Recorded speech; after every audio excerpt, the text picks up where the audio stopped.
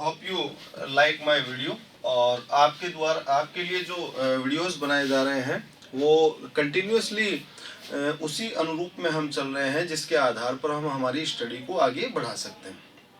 प्यारे बच्चों, शुरुआत में जब हमने जहाँ से स्टार्ट किया था, जहाँ हम वीडियो के माध्यम से एक दूसरे से अवगत हो रहे थे, वहाँ पर हमने सबसे पहले भोजन से संबंधित बातों पर हमने सबसे पहले हमारा डिस्कशन प्रारंभ किया था। हमारे टॉपिक के बारे में जो हमने सबसे पहले शुरुआत की थी वो बात की थी भोजन से।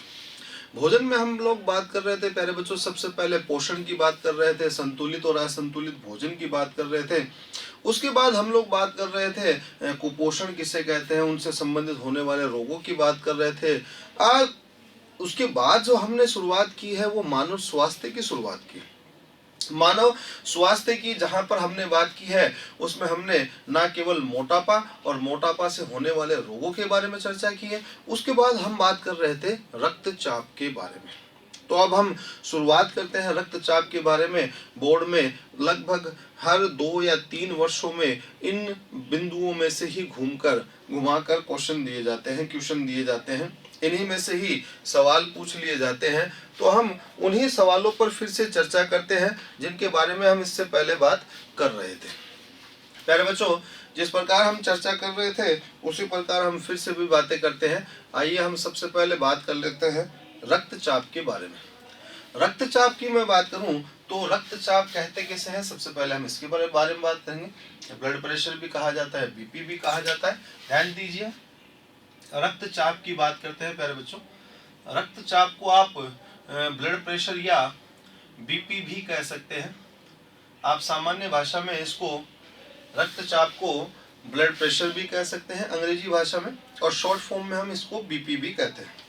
ये रक्तचाप या बीपी क्या होता है इसके बारे में हम बात करते हैं। प्यारे बच्चों, रक्त द्वारा रक्त वाहिनियों पर दबाव लगाया जाता है। तो रक्त द्वारा रक्त वाहिनियों पर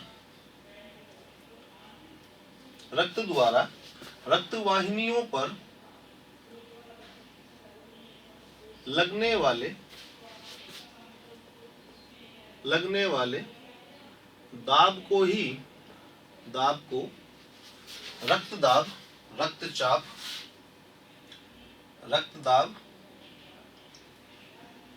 रक्तचाप या फिर आप इसको बीपी ब्लड प्रेशर कहते हैं। बच्चों, हमारे लिए सबसे पहली बात यहाँ पर यह आ जाती है कि रक्त के द्वारा रक्त वाहिनियों पर दबाव कैसे लगाया जाता है। इसको मैं एक एग्जाम्पल स्वरूप आपको समझाता हूँ। ये एक नलिका रूपी संरचना है जिसको आप समझिए। इस नलिका रूपी संरचना में आपका रक्त प्रवाहित होता है। रक्त की कोशिकाएं कुछ इस प्रकार की होती है, आरबीसी की, चपटी होती है, गोल होती है, चपटी होती है। ये रक्त की कोशिकाएं हैं जो रक्त वाहिनी के द्वारा प्रवाहित होती है।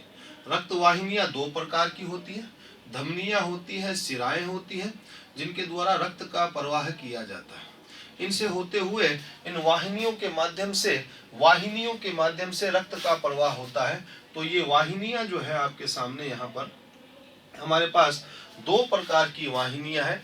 एक हम धमनियों की बात कर लेते हैं, धमनियों की बात कर लेता हूं मैं, और दूसरे में शिराओं की बात कर लेता हूं, शिराएं। 2 प्रकार की हमारे पास यहाँ पर वाहिनियां हैं जिनके माध्यम से रक्त का प्रवाह किया जाता है। तो यहाँ इन वाहिनियों से जब रक्त प्रवाहित होता है प्यारे बच्चों, ये जो वाहिनियां हैं जिनके माध्यम से रक्त प्रवाहित हो रहा है, ये रक्त जब इन वाहिनियों से प्रवाहित होता है तो इनकी आंतरिक सतह से रक्त टकराते हुए चलता है। देख रहे हैं आप, ये जो आंतरिक सतह है ना, अंदर वाली आंतरिक सतहों से रक्त ऐसे दबाव बनाता है इन पर, और दबाव बनाकर इन पर चलता है। तो रक्त के द्वारा इन रक्त वाहिनियों पर जो दबाव बनता है इसी को रक्तदाब या रक्तचाप कहा जाता है। एग्जाम्पल मैं आपको एक और दे देता हूं। ये एक आकार में विस्तृत नलिका है, चौड़ी नलिका है, जो आगे जाकर अपने आकार को संकरा कर लेती है। ठीक है, संकरा कर लेती है। यहाँ रक्त की सेल्स हैं, रक्त की कोशिकाएं हैं जो इसमें भरी हुई है। आप खुद ही मुझे इस बात के बारे में बताइए, क्या यहाँ रक्त का जितना दबाव है नीचे भी रक्त का दबाव उतना ही होगा या अधिक होगा? तो आपका आंसर सीधे सीधे स्पष्ट रूप में आएगा कि ऊपरी भाग में रक्त का दबाव नीचे वाले की तुलना में कम होगा, नीचे रक्त का दबाव अधिक होगा, ऊपर रक्त का दबाव कम होगा, क्योंकि ऊपर नलिका का आकार जो है वो चौड़ा है और नीचे नलिका का आकार संकरा है। निश्चित ही तौर पर हम यहाँ पर इस बात को समझ सकते हैं कि रक्त जो है वो रक्त वाहिनियों पर एक दबाव लगाता है। यहाँ दबाव कम होगा, यहाँ दबाव क्या होगा? अधिक होगा। तो ये बात तो समझ में आ रही है कि रक्त दबाव लगाएगा या नहीं लगाएगा? बिल्कुल निश्चित तौर पे ही रक्त के द्वारा दबाव लगाया जाएगा। तो रक्त द्वारा रक्त वाहिनियों पर लगने वाला दाब ही रक्तदाब या रक्तचाप कहलाता है, जिसे ब्लड प्रेशर कहा जाता है, बीपी कहा जाता है।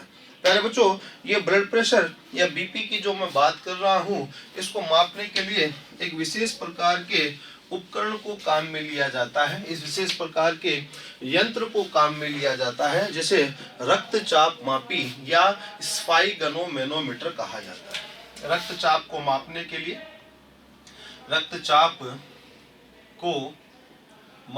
लिए मापने के लिए जिस उपकरण का उपयोग किया जाता है उसे रक्तचाप मापी कहा जाता है, या इसे आप स्फाइगनोमैनोमीटर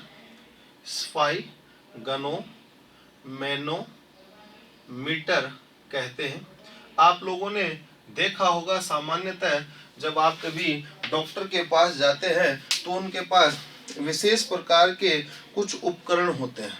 उन उपकरणों में मैं आपको बताऊं, जैसे एक डॉक्टर के द्वारा जो उपकरण काम में लिया जाता है, जो कान में लगाकर आपको ब्रीथ यानी सांस लेने के लिए डॉक्टर कहता है कि आप लंबी सांस लीजिए।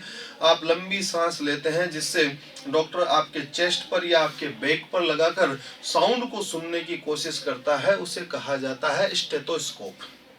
और दूसरा विशेष प्रकार का उपकरण जो आपने डॉक्टर के टेबल पर देखा होगा, जिसको उन्होंने आपके हाथ के ऊपर एक बेल्ट या कपड़ा या मोटा एक उपकरण का एक भाग जो आपके हाथ पर बांध दिया जाता है, और उसमें एयर प्रेशर करके हवा का दबाव बनाकर आपके शरीर में प्रति 1 मिनट में रक्तचाप की स्थिति को देखने की कोशिश की जाती है।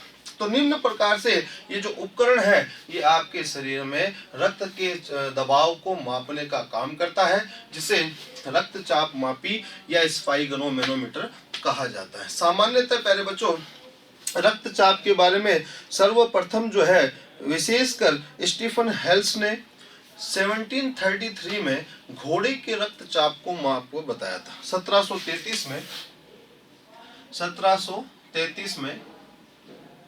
स्टीफन हेल्स ने घोड़े का रक्तचाप मापा था। घोड़े का रक्तचाप का मापन किया था। सबसे पहले स्टीफन हेल्स के द्वारा कब 1733 में स्टीफन हेल्स ने घोड़े का रक्तचाप मापा था। पहले बच्चों, स्टीफन हेल्स ने किसका? घोड़े का रक्तचाप मापा था। कब मापा था? 1733 में।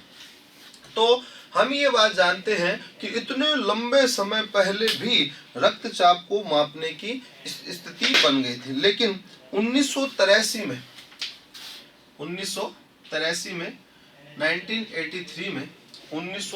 में रक्तचाप के लिए अगर मैं बात करूं तो कापलन ने रक्तचाप को परिभाषित किया, रक्तचाप के बारे में बताया। रक्तचाप को परिभाषित करने वाले जो प्रमुख प्रकार के वैज्ञानिक हैं वो रहे कापलन। तो 1983 में कापलन ने रक्तचाप को परिभाषित किया। परिभाषा क्या है? आपके सामने पड़ी है, ये रही। रक्त द्वारा रक्त वाहिनियों पर लगने वाले दाब को ही रक्तदाब या रक्तचाप या बीपी कहा जाता है, ब्लड प्रेशर कहा जाता है। प्यारे बच्चों, रक्तचाप को मापने के लिए जिस उपकरण को काम में लिया जाता है उसे रक्तचाप मापी या स्फाइगनोमैनोमीटर कहा जाता है। सर्वप्रथम स्टीफन हेल्स ने 1733 में घोड़े में रक्तचाप का मापन किया था। घोड़े में किया था, मनुष्य में नहीं किया था।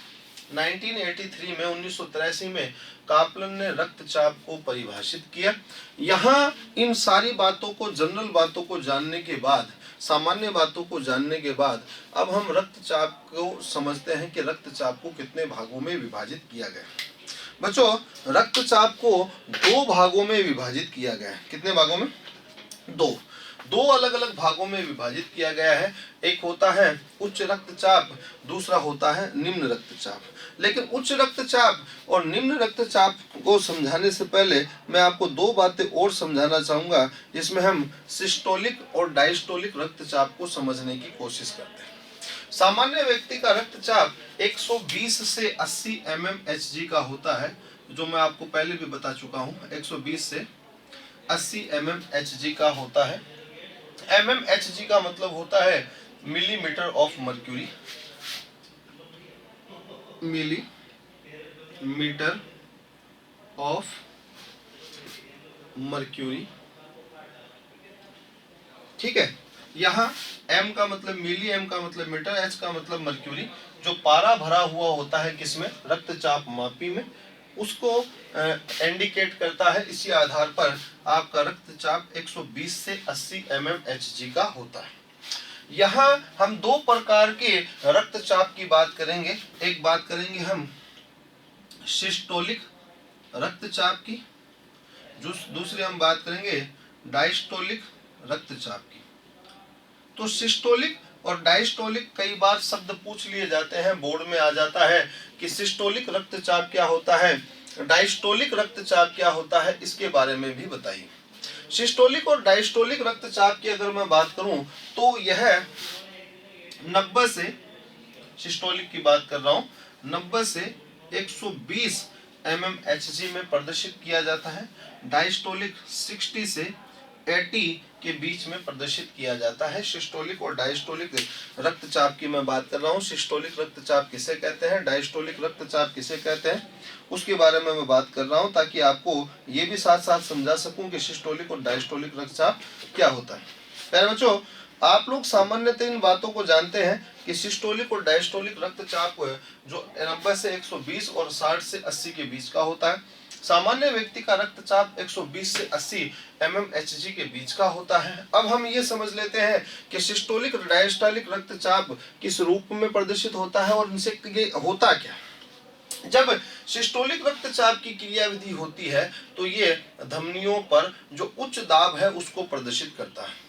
डायस्टोलिक रक्तचाप धमनियों में निम्न रक्तचाप को प्रदर्शित करता है। सिस्टोलिक की क्रिया होने पर हृदय संकुचित हो जाता है और डायस्टोलिक की क्रिया होने पर हृदय अपनी पूर्व स्थिति में यानी शिथिलन की स्थिति में आ जाता है। तो हम ये कह सकते हैं सिस्टोलिक रक्तचाप या सिस्टोलिक रक्तदाब वास्तव में क्या है। तो मैं सिस्टोलिक रक्तदाब की यदि मैं बात करूं तो सिस्टोलिक रक्तदाब अर्थात धमनियों पर जो दाब, ऊपरी दाब है उसको दर्शाता है। इसमें हृदय की मांसपेशियां जो है वो संकुचित हो जाती हैं, यानी आप धमनियों में जो ऊपरी दाब है उसको सिस्टोलिक के आधार पर प्रदर्शित करते हैं और हृदय की मांसपेशियां क्या हो जाती है, हृदय की मांसपेशियां इसमें संकुचित हो जाती है। हृदय की मांसपेशियां इस क्रिया में संकुचित हो जाती है। निम्न प्रकार की क्रिया किसमें होती है, सिस्टोलिक रक्तदाब। सिस्टोलिक रक्तदाब धमनियों का ऊपरी दाब को प्रदर्शित करता है। ऊपरी दाब कितना होता है, 90 से 120 का ये दाब होता है, इसको ये प्रदर्शित करता है। और सबसे इंपॉर्टेंट बात क्या है सिस्टोलिक रक्तदाब में, ना केवल ये 90 to 120 को प्रदर्शित करता है, धमनियों के ऊपरी दाब को प्रदर्शित करता है, हृदय की मांसपेशियां संकुचित हो जाती है, हृदय आकार में सिकुड़ जाता है। जबकि डायस्टोलिक रक्तदाब की बात करूं तो ये 60 to 80 होता है, 60 से 80 के बीच का होता है। डायस्टोलिक रक्तदाब की अगर मैं बात करूं तो डायस्टोलिक रक्तदाब नीचे वाली संख्या में धमनी के दाब को प्रदर्शित करता है, नीचे वाले धमनी के दबाव को प्रदर्शित करता है, नीचे वाले दाब को प्रदर्शित करता है और इसमें हृदय जो है वो अपनी पूर्व अवस्था में आ जाता है, शिथिलन की अवस्था में आ जाता है। तो यहाँ हृदय संकुचित हो जाता है, यहाँ हृदय अपने पूर्व अवस्था में आ जाता है, यानी शिथिलन की अवस्था में आ जाता है। निम्न प्रकार की क्रिया हृदय में संपन्न होती है। प्यारे बच्चों, एक सामान्य व्यक्ति में सिस्टोलिक रक्तदाब जो होता है वो 90 to 120 में मैं आपको बता रहा हूँ, और एक सामान्य व्यक्ति में डायस्टोलिक रक्तदाब जो होता है वो 60 से 80 के बीच का होता है। तो 90 से 120 और 60 से 80 के बीच का सिस्टोलिक और डायस्टोलिक दाब होता है। अब इसके बाद आपको ये भी साथ साथ मैं बता दूं कि रक्तदाब जिसको मापने के लिए हमने एक प्रकार के यंत्र का प्रयोग किया था, जिसको आप रक्तचाप मापी या स्फाइग्नोमेनोमीटर कहते हैं, उसको भी उसके द्वारा भी ये आप दबाव को माप सकते हैं। सिस्टोलिक और डायस्टोलिक रक्तदाब को आप माप सकते हैं। तो दो प्रकार के रक्तदाब बनते हैं। धमनियों पर जो ऊपरी दाब होता है वो सिस्टोलिक कहलाता है और धमनियों पर जो नीचे वाला दाब होता है वो डायस्टोलिक कहलाता है। धमनियों पर जो ऊपरी दाब होता है जिसको सिस्टोलिक कहा जाता है वो 90 to 120 यानी 90 से 120 के बीच का होता है।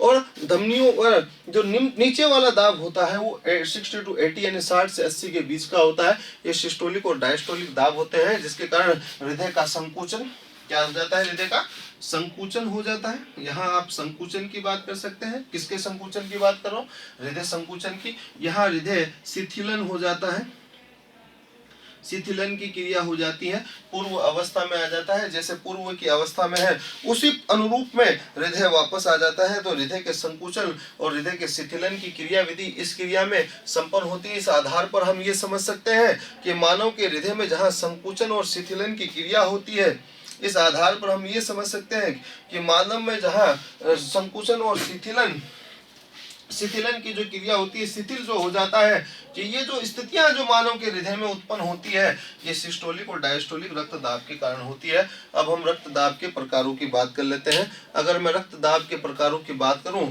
तो हम दो प्रकार के रक्तदाब की बात करते हैं। पहले हम बात करेंगे उच्च रक्तदाब की, निम्न रक्तदाब की, फिर हम बात करेंगे उच्च रक्तदाब की। दोनों ही प्रकार के रक्तदाब की बात करने के पश्चात हम नशीले पदार्थों के बारे में चर्चा करेंगे। तो सबसे पहले हम बात करते हैं रक्तदाब की। अगर मैं रक्तदाब की बात करूं तो प्यारे बच्चों हम यहाँ दो प्रकार के रक्तदाब की बात करेंगे। पहले रक्तदाब की बात करेंगे निम्न रक्तदाब की, दूसरे रक्तदाब की बात करेंगे उच्च रक्तदाब की। तो पहले मैं बात करता हूँ नंबर एक डाल देता हूँ और बात करता हूँ निम्न रक्तदाब या निम्न रक्तचाप कह देता हूँ। लो ब्लड प्रेशर हम जिसको कह सकते हैं। लो ब्लड प्रेशर के बारे में आप लोगों ने भली बात सुना होगा, खूब सुना होगा कि ब्लड प्रेशर जो है वो दो प्रकार का होता है। एक लो ब्लड प्रेशर होता है, दूसरा हाई ब्लड प्रेशर होता है। लो ब्लड प्रेशर जिसमें रक्त द्वारा रक्त वाहिनियों पर लगने वाला दाब जो है वो कम होता है, और हाई ब्लड प्रेशर जिसमें रक्त द्वारा रक्त वाहिनियों पर लगने वाला दाब वो अधिक होता है। तो दो प्रकार की हमारे पास वाहिनियां होती है जिनके बारे में मैं पहले भी चर्चा कर चुका हूँ, फिर बता देता हूँ। जिनके द्वारा हमारे शरीर में रक्त का प्रवाह होता है, इसमें धमनियां और शिराएं होती हैं। धमनियां वह प्रमुख प्रकार की वाहिनियां होती है जिनके द्वारा हृदय से शुद्ध रक्त को शरीर के अंगों में कोशिकाओं और ऊतकों तक पहुंचाने का कार्य किया जाता है। शिराएं वो प्रमुख प्रकार की वाहिनियां होती है जिनके द्वारा हमारे शरीर में अशुद्ध रक्त जो कोशिकाओं और ऊतकों से उनको पुनः हृदय तक लाने का कार्य किया जाता है। तो इस प्रकार हमारे शरीर में हृदय से रक्त को ले जाने का कार्य धमनियों के द्वारा किया जाता है, और अंगों से शरीर हृदय तक रक्त को लाने का कार्य शिराओं के द्वारा किया जाता है। रक्त का प्रवाह हमारे शरीर में वाहिनियों के द्वारा होता है, और वाहिनियों में जब रक्त प्रवाहित होता है तो वाहिनियों पर रक्त के द्वारा जो दबाव लगता है उसी को रक्तदाब या रक्तचाप या ब्लड प्रेशर हम लोग कहते हैं। बच्चों अब यहाँ हम निम्न रक्तदाब या निम्न रक्तचाप की बात कर रहे हैं। तो निम्न रक्तचाप किसे कहते हैं? चूंकि परिभाषात्मक बात करूं तो मैं बात वही करूंगा कि रक्त द्वारा रक्त वाहिनियों पर लगने वाला जो दाब है, रक्त द्वारा रक्त वाहिनियों पर लगने वाला दाब जो कम होता है उसे निम्न रक्तदाब या निम्न रक्तचाप कहते हैं। मैं भाषात्मक रूप में बताने के साथ साथ आपको बोर्ड पे भी समझा देता हूं, आप ध्यान दीजिएगा। रक्त द्वारा रक्त वाहिनियों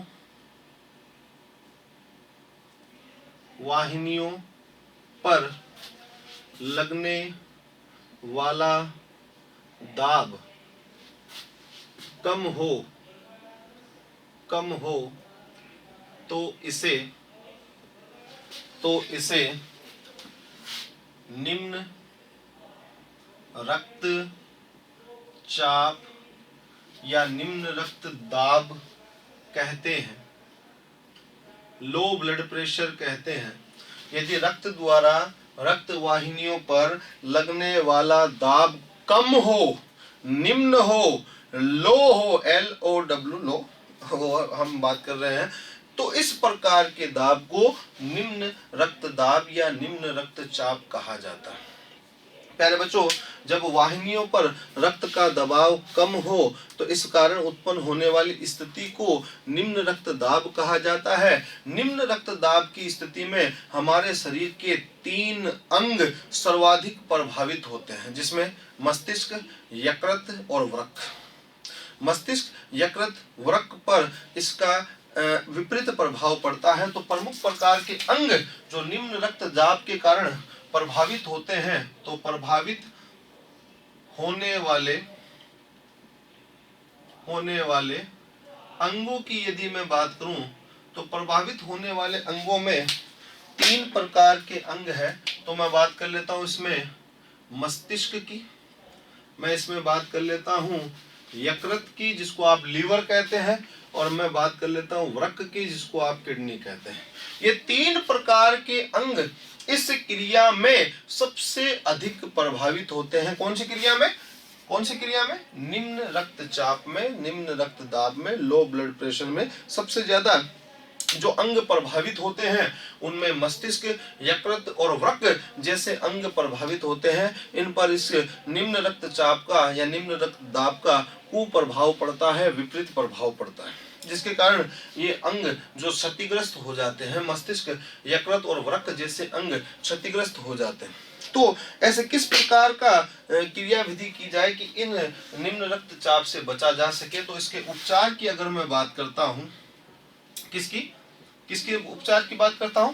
निम्न रक्तचाप के यदि मैं उपचार की बात करूं तो पहली बात हमारे पास सवाल बन जाता है, निम्न रक्तचाप किसे कहते हैं, निम्न रक्तचाप के कारण कौन से अंग प्रभावित होते हैं, और निम्न रक्तचाप के उपचार क्या है? तो मैं सभी के बारे में एक बार फिर से आपको बता देता हूं। तो रक्त द्वारा रक्त वाहिनियों पर लगने वाले दाब को ही रक्तदाब या ब्लड प्रेशर कहा जाता है। अगर रक्तदाब कम हो तो उसे निम्न रक्तदाब कहा जाता है।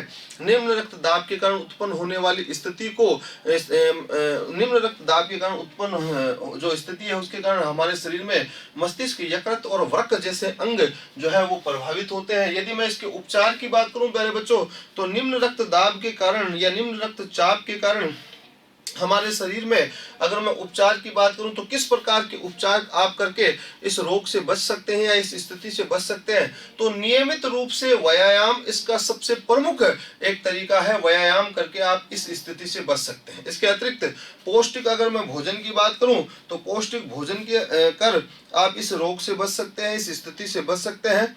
हमारे इंद्रियों को यानी हमारे शरीर में जो विभिन्न प्रकार की इंद्रियां हैं उनमें लगातार ऑक्सीजन की आवश्यकता होती है।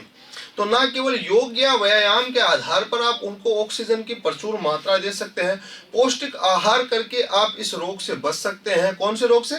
निम्न रक्तचाप से आप बच सकते हैं पौष्टिक आहार में। वही संतुलित भोजन की बात कर रहा हूं जो मैं शुरुआत से बात करते आ रहा हूं। संतुलित भोजन यानी बैलेंस डाइट का उपयोग करके आप जो है इन प्रकार के रोगों से बच सकते हैं। इसके अतिरिक्त अगर मैं बात करूं तो प्यारे बच्चों मैं बात करता हूं इसके अतिरिक्त आपके शरीर में जो विभिन्न प्रकार के अंग हैं, चाहे वो मस्तिष्क हो, यकृत हो या वृक्क हो, जो इस रोग के कारण प्रभावित होते हैं, उन अंगों तक अगर सामान्य रूप से ऑक्सीजन जैसी स्थिति बनी रहती है तो ऐसी स्थिति में भी आपका शरीर जो है उसमें ये अंग जो है जो इससे डैमेज हो रहे हैं या प्रभावित हो रहे हैं वो प्रभावित नहीं हो पाएंगे। तो निम्न रक्तचाप क्या है? रक्त द्वारा रक्त वाहिनियों पर लगने वाला दाब यदि कम हो, लो हो, तो उसे निम्न रक्तचाप या निम्न रक्तदाब कहा जाता है। इसके कारण मानव शरीर में मस्तिष्क, यकृत और वृक्क जैसे अंग प्रभावित होते हैं। उपचार स्वरूप अगर मैं बात करूं तो आप इसमें पौष्टिक भोजन ग्रहण कर इस रोग से बच सकते हैं, और साथ साथ व्यायाम कर आप इन रोगों से जो निम्न रक्तचाप जैसे रोग हैं उनसे बच सकते हैं। अगर मैं निम्न रक्तचाप के साथ साथ बात करता हूं उच्च रक्तचाप की, तो आइए आप बात करते हैं उच्च रक्तचाप की। निम्न रक्तचाप के बाद हम बात करते हैं उच्च रक्तचाप की। तो नंबर 2 में बात करता हूं उच्च रक्तचाप।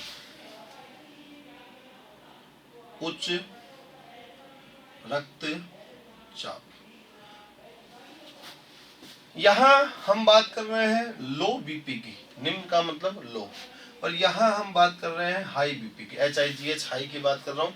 हाई बीपी, दो ही प्रकार की बीपी होती है, या तो हाई बीपी हो जाती है या लो बीपी हो जाती है, दो प्रकार की स्थितियां उत्पन्न हो जाती है। सवाल कई बार बोर्ड में पूछा जा चुका है, वो सवाल क्या है, सामान्य व्यक्ति का रक्तचाप कितना होता है?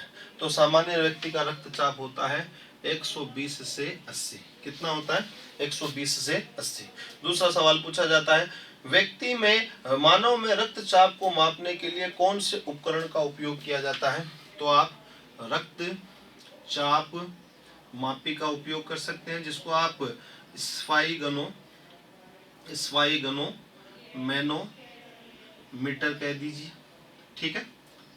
सर्वप्रथम रक्तचाप को मापने वाले व्यक्ति का नाम बताइए। तो आप लिखेंगे स्टीफन, क्या लिखेंगे? स्टीफन हेल्स, जिन्होंने 1733 में सर्वप्रथम घोड़े में रक्तचाप को मापने का काम किया था। उसके बाद रक्तचाप को किसके द्वारा परिभाषित किया गया? तो कापलन के द्वारा 1983 में सर्वप्रथम परिभाषित किया गया। इसके अलावा जो इसमें से सवाल बन जाता है वो यही बनता है कि रक्तचाप को परिभाषित कीजिए, कि रक्तचाप क्या होता है, रक्तचाप की परिभाषा पूछ लेता है। और एक जो एक्स्ट्रा सवाल पूछ लेता है वो ये पूछ लेता है कि रक्तचाप जो है वो कितने प्रकार का होता है। तो हमारे पास दो प्रकार के रक्तचाप है, एक निम्न रक्तचाप है और दूसरा कौन सा है? उच्च रक्तचाप है। हमारे पास ये रक्तचाप है।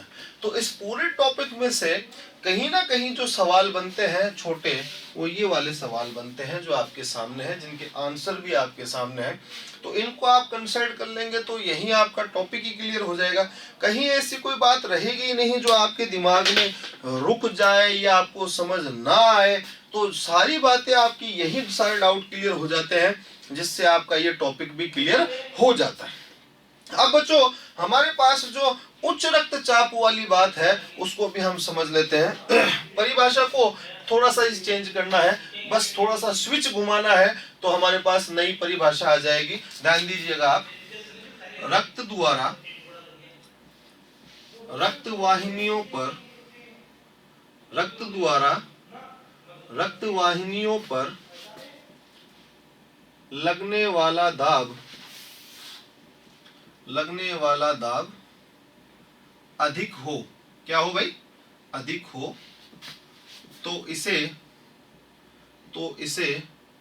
उच्च रक्तचाप कहते हैं।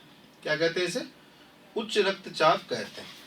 अगर रक्तचाप क्या है? अगर रक्त द्वारा रक्तवाहिनियों पर लगने वाला दाब कम है तो निम्न रक्तदाब कह देते हैं। यदि रक्त द्वारा रक्तवाहिनियों पर लगने वाला दाब उच्च है तो इसे उच्च रक्तचाप कह देते हैं। दो प्रकार का रक्तचाप है। इसके अलावा जो हमारे पास सवाल एक्स्ट्रा है वो हमारे पास थे, एक तो था सिस्टोलिक रक्तदाब और दूसरा था डायस्टोलिक रक्तदाब। इनके बारे में भी हमने बात की है, जिसके बारे में हम बात करते हुए आगे बढ़े हैं। अब यहाँ उच्च रक्तचाप की बात हो गई कि उच्च रक्तचाप सर निम्न प्रकार की एक्टिविटी होती है जिसके रक्त द्वारा रक्तवाहिनियों पर लगने वाला दाब अधिक हो तो उसे उच्च रक्तचाप या उच्च रक्तदाब कहा जाता है। अब उच्च रक्तदाब के कारण उत्पन्न होने वाली स्थिति क्या होती है? उच्च रक्तचाप को कैसे नियंत्रित किया जा सकता है, मानव को कैसे इससे स्वस्थ रखा जा सकता है, उसके बारे में भी हम चर्चा कर लेते हैं। क्या किया जाए जिससे उच्च रक्तचाप को कम किया जा सके, बैलेंस किया जा सके, और कौन से कारण हैं जिनके कारण उच्च रक्तचाप की स्थिति बन जाती है। कई ऐसी स्थितियां हैं आजकल के इस वातावरण में, मानव जो है चाहे भोजन से रिलेटेड हो, तनाव भरी जिंदगी से रिलेटेड हो, बहुत सारी ऐसी एक्टिविटीज हो जाती है जिसके कारण मानव के शरीर में बीपी बढ़ जाता है, हाई ब्लड प्रेशर की स्थिति हो जाती है। भारत की यदि बात की जाए तो कुछ शोध के आधार पर यह कहा जाता है कि भारत में हर दूसरा व्यक्ति जो है वो कहीं ना कहीं ब्लड प्रेशर से यानी उच्च रक्तचाप से ग्रसित है, हर दूसरा व्यक्ति। भारत की जितनी पॉपुलेशन है उसमें से 0.5% जो पॉपुलेशन है वो कहीं ना कहीं रक्तचाप से पीड़ित है। ऐसी स्थिति क्यों हो जाती है? ऐसी स्थिति न केवल भोज्य पदार्थ ऐसे इस प्रकार के त्वरित भोज्य पदार्थों के कारण हो जाती है, अभी तो इसके अतिरिक्त अगर आप बात करें तो मानव का जो इस प्रकार का जीवन है आजकल का, उस जीवन के आधार पर भी ऐसी स्थितियां उत्पन्न हो जाती है जिससे मानव जो है निम्न प्रकार के रोगों से ग्रसित होता जा रहा है, उच्च रक्तचाप जैसी स्थितियों से ग्रसित होता जा रहा है। ऐसी स्थितियों में कौन कौन सी सिचुएशंस बन जाती है, कौन कौन सी स्थितियां बन जाती है जो रक्तचाप या रक्तचाप की स्थितियों को प्रभावित करती है या रक्तचाप को प्रभावित करती है? तो हम उच्च रक्तचाप की बात करें तो भोज्य पदार्थों में आप वसायुक्त भोजन की बात कर लीजिए। वसायुक्त भोजन के अतिरिक्त आप त्वरित भोजन की बात कर लीजिए, जिसको आप फास्ट फूड कह देते हैं। इसके अतिरिक्त अगर मैं बात करूं तो आजकल का जो ये जो व्यस्त जीवन है, तनावपूर्ण जो जीवन है, ये भी उच्च रक्तचाप जैसी स्थितियों को के लिए उत्तरदायी है। या फिर मानवीय क्रियाकलाप की बात कर लूं, योग या फिर इतनी व्यस्तता आजकल मानव की होने लगी है कि वो व्यायाम जैसी स्थितियों से बहुत दूर बना हुआ है। भोजन ऐसा करता है जिसमें कहीं पर भी संतुलित भोजन नहीं है, बैलेंस डाइट नहीं है। इस प्रकार की परिस्थितियां जो मानव के सामने बनती जा रही है वो उच्च रक्तचाप के लिए उत्तरदायी है। अब क्या किया जाए कि इन उच्च रक्तचाप की स्थितियों को दूर किया जा सके, उच्च रक्तचाप को हटाया जा सके? तो प्यारे बच्चों मैं बता देता हूं, आप लोग कई ऐसी स्थितियां हैं आज के समय में जो उच्च रक्तचाप को बढ़ा देती है, जिसमें आप चिंता की बात कर सकते हैं, क्रोध की बात कर सकते हैं, ईर्ष्या और भ्रम की बात कर सकते हैं। भोजन के ये चिंता, क्रोध, भय, ईर्ष्या, ये तो मानवीय स्थितियां हैं जो प्राकृतिक रूप में होती है। इसके अतिरिक्त भोजन के रूप में मिठाई, तेल, वसायुक्त भोजन, या इसके अतिरिक्त अगर मैं बात करूं वसायुक्त भोजन के अतिरिक्त तो कुछ जैसे मसाले वाले भोजन होते हैं, अचार वगैरह होते हैं, इन सभी के कारण उच्च रक्तचाप की स्थिति उत्पन्न हो जाती है। क्या किया जाए कि इस उच्च रक्तचाप को कम किया जा सके? कैसी परिस्थितियां उत्पन्न की जाए कि उच्च रक्तचाप जो है वो कम हो जाए? तो मेरे बच्चों, ऐसे मरीजों को पोटेशियम युक्त भोजन करना चाहिए जिनमें उच्च रक्तचाप की स्थिति बन रही है। पोटेशियम युक्त भोजन करके वो उच्च रक्तचाप की स्थिति से बच सकते हैं। उच्च रक्तचाप की स्थिति से न केवल बच सकते हैं बल्कि लंबे समय तक एक स्वस्थ जीवन भी जी सकते हैं। इसके अतिरिक्त ताजे फलों का प्रयोग करें, डिब्बे वाले बंद सामग्री का प्रयोग बंद कर दें। डिब्बे वाली जो सामग्री आती है मार्केट में मिलती है, उन सामग्रियों का प्रयोग बंद कर दें। आप जो है ताजे फलों का प्रयोग करें, सब्जियों का प्रयोग करें, नियमित रूप से व्यायाम कर सकते हैं। निम्न प्रकार की स्थितियों के आधार पर आप उच्च रक्तचाप को निरंतर कम कर सकते हैं और अपने शरीर को स्वस्थ बना सकते हैं। योग करके आप इस जीवन को अच्छा जी सकते हैं। दूध लगातार इसका सेवन करें, पोटेशियम युक्त भोजन आप उसका सेवन करें। पोटेशियम युक्त भोजन के अतिरिक्त मैग्नीशियम की मात्रा आपको भोजन में संतुलित करनी चाहिए। कैल्शियम आपको दूध के माध्यम से मिल जाता है। विटामिन डी आपको जो है वो सूर्य के प्रकाश और भोज्य पदार्थों से मिल जाती है। इसके अतिरिक्त नियमित रूप से व्यायाम और सुबह सुबह जो है लगातार लगभग 30 मिनट तक आप लोगों को पैदल चलना चाहिए। 30 मिनट तक लगातार आप लोगों को एक निश्चित रूप से लगातार दौड़ना चाहिए, पैदल चलना चाहिए, जिससे आप अपने शरीर में होने वाली इस उच्च रक्तचाप की स्थिति को सामान्य कर सकते हैं। तो निम्न प्रकार की क्रियाओं को ग्रहण कर हम हमारे जीवन में निम्न प्रकार से उत्पन्न होने वाले ये जो रोग हैं, इसमें उच्च रक्तचाप और निम्न रक्तचाप वाली स्थिति उसको कम किया जा सकता है। तो प्यारे बच्चों, रक्तचाप की ये जो संबंधित बिंदु है उनमें जो सवाल बनते हैं वो निम्न प्रकार के हैं। उन पर चर्चा करने के बाद अब हम अगले बिंदु पर चलते हैं और हम बात करते हैं नशीले पदार्थों की। अब रक्तचाप की बात हो गई, रक्तचाप के बाद हम बात करते हैं नशीले